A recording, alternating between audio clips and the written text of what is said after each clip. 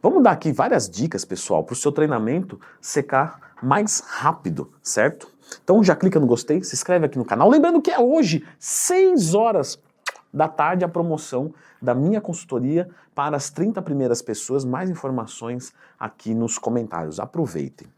Bom, todo mundo quer secar o mais rápido possível. Mas o que eu sempre falo para os alunos da consultoria, a pressa é inimiga da perfeição, não, da definição. Caramba, Leandrão, que frase genial! Quem eu? A pessoa linda que fez essa frase? Eu! Né? Leandro, eu não falei isso, mas faz de conta que você falou. E por que eu falo essa frase? Porque se você tentar ganhar peso rápido demais, a sua definição vai embora pro tanto de músculo que você ganha. E se você tentar secar rápido demais, também, porque você vai perder massa muscular durante esse processo. Então o primeiro ponto é entender que existe uma velocidade ideal. Agora, como é que eu maximizo isso para ter um resultado melhor? E não para perder peso mais rápido, porque isso não é bem-vindo. Bom, dê preferência para os exercícios que gastam mais calorias. Então, você pode ir para a academia e ficar 50 minutos e gastar 200 calorias ou 400. Se você gastar 400, beleza, você gastou mais calorias e economizou o seu tempo. Como é que eu faço isso, Leandrão? Bom, você vai treinar até a falha, coisa que eu já ensinei aqui no canal, lembra de procurar Leandro Twin mais tema. E você vai escolher os exercícios que gastam mais calorias, que normalmente são os exercícios multiarticulares. Então, se eu vou fazer, por exemplo, um pec deck, eu vou gastar um número X de calorias. Se eu fizer um supino, eu gasto mais calorias. Se eu fizer uma flexão de braço, eu gasto mais ainda. Lembra, a flexão de braço gasta mais do que o supino? Sim, porque no supino eu estou empurrando o peso para cima, estou usando tríceps, ombro e peitoral. Quando eu estou fazendo uma flexão de braço, eu estou usando todo o meu core também. Eu não estou numa posição de prancha. Então, logicamente, você vai dizer o seguinte, beleza, Leandrão, mas no supino eu levanto 500 quilos e eu só peso 80 quilos e na flexão de braço eu levanto 80 quilos. Claro que a gente vai considerar isso.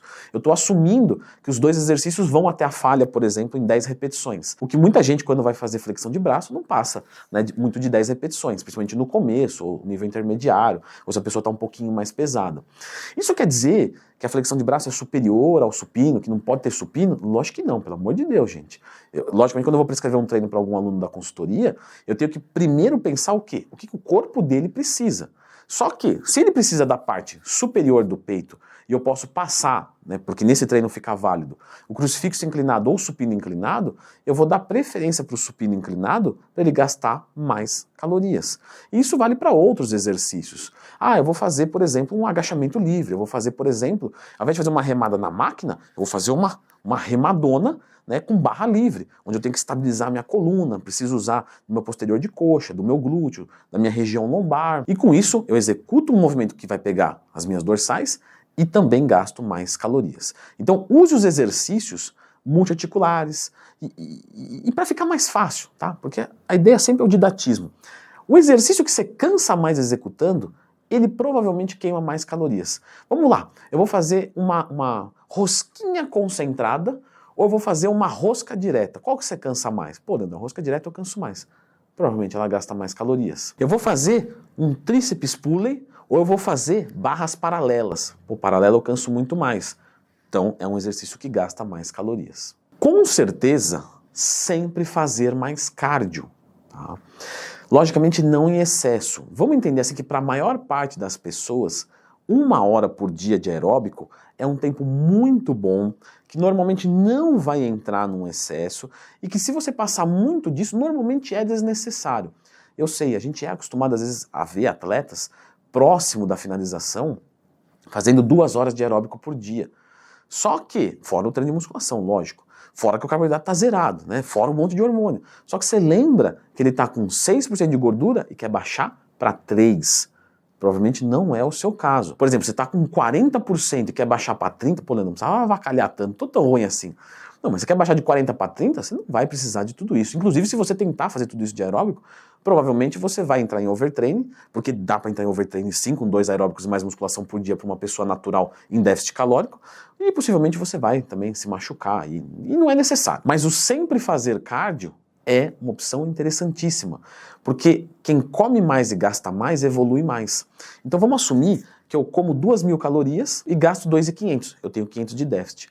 Vamos assumir que eu não faço aeróbico, né? E aí eu como, por exemplo, 1.500 calorias e gasto 2.000. Os dois são 500 calorias de déficit calórico, concorda comigo? Sim, mas quem vai evoluir mais?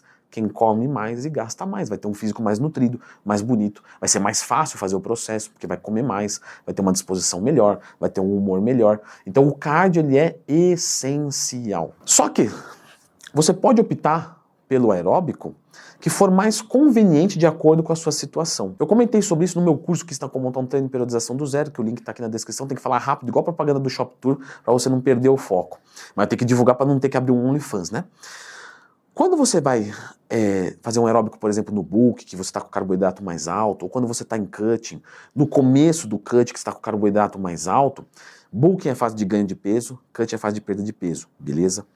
Então, você consegue fazer um cardio de mais intensidade. Poxa, vou dar uma corridinha, beleza, eu tenho disposição, tudo certinho. Só que quando você vai apertando mais a dieta, ao invés de correr, só caminha. Por quê? Porque nesse período que o seu carboidrato está mais baixo, você tem menos disposição, e se você só caminhar, mas de forma acelerada, lógico, por mais tempo, você desgasta menos o seu organismo, queima a mesma caloria e consegue um emagrecimento de uma forma mais confortável, mais focada no treinamento. Então, vamos colocar em coisas práticas. Pô, começo do cut eu estou correndo. Como eu estou recuperando bem, eu corro bem e treino bem. Beleza. Só que no final do cut, que meu carbo está bem baixinho, quando eu dou a corrida, eu fico um lixo para treinar musculação. Isso não é legal. Então é melhor o quê?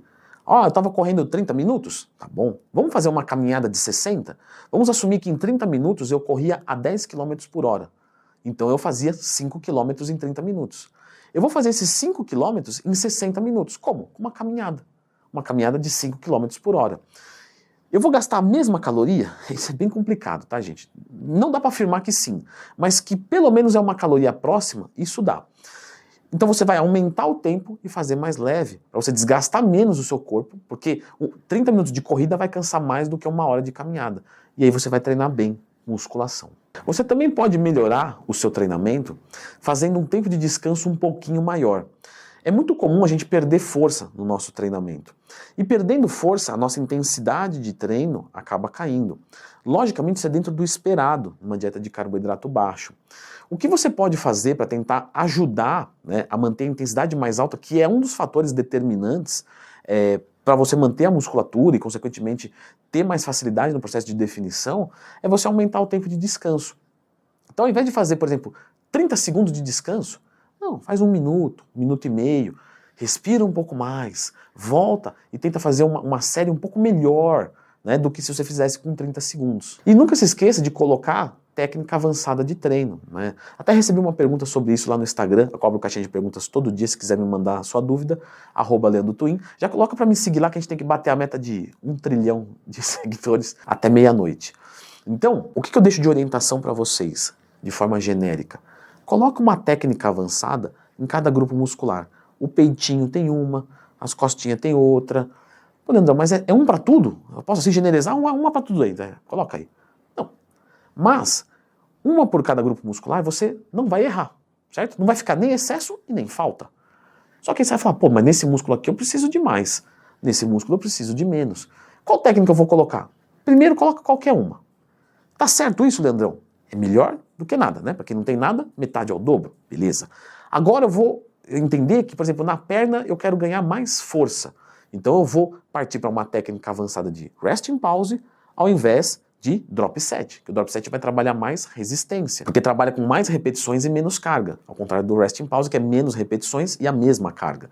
Só que você já não está errando, já tem uma técnica avançada para cada grupo muscular, e aí você vai refinando, você vai pesquisando, vai entendendo mais, falando, isso serve para isso, e aí você vem melhorando o seu treino. Porém, pode acontecer de você começar a ficar muito debilitado no seu treino, e uma sugestão que eu deixo é abaixar a carga mesmo, sem dó. Pegava 30 no supino, baixa para 25, porque chega uma hora que está tão baixo o carboidrato, e que se você tentar manter essa carga, você pode sim se machucar, ou você pode ter desânimo, né? Coisas que não estão nos livros. Então tá no livro lá, como é que não treinar com desânimo? Não. Isso daí é uma coisa que a gente tem que ter a percepção. Então, poxa, você tem que sair de casa para levantar 30 quilos, eu estou super indisposto. Se fosse 25 eu até ia. Vai com 25 e treina até a falha bonitinho.